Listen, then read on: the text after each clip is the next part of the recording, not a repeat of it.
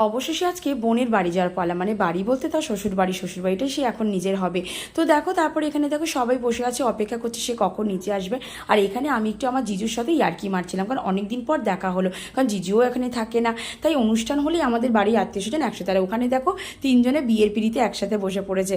সত্যি বাবা কি অবস্থা। তো দেখো তারপরেই কিন্তু দেখো বোন নিচে আসলো, তারপর বোনকে সবাই মিলে আশীর্বাদ করলো। সবারই মুখটা কাদো কাদো ছিল, কাদো কাদো করলেও কিন্তু কিছু করার নেই, কারণ একদিন না একদিন সব মেয়েকেই তার শ্বশুরবাড়িতে যেতে হয়। তো সত্যি কথা বলতে খুবই খারাপ লাগছিল। তো বোন ওখানেও মন খারাপ করে বসেছিল, কারণ সে কিন্তু শ্বশুরবাড়ি সোদপুর হলেও দুবাইতে চলে যাবে সে তার বরের সাথে। তাই কিন্তু তার মনটা আরও বেশি খারাপ ছিল।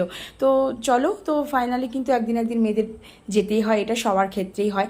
আর দেখো তার পাশে কিন্তু বসে আছে তার সঙ্গ, মানে তার ডান হাত আর বাঁ হাত। সত্যি তো ওরাও কিন্তু বুঝতে পারে একদমই তার কাজ ছাড়া করছিল না, কী যে হবে ওদের।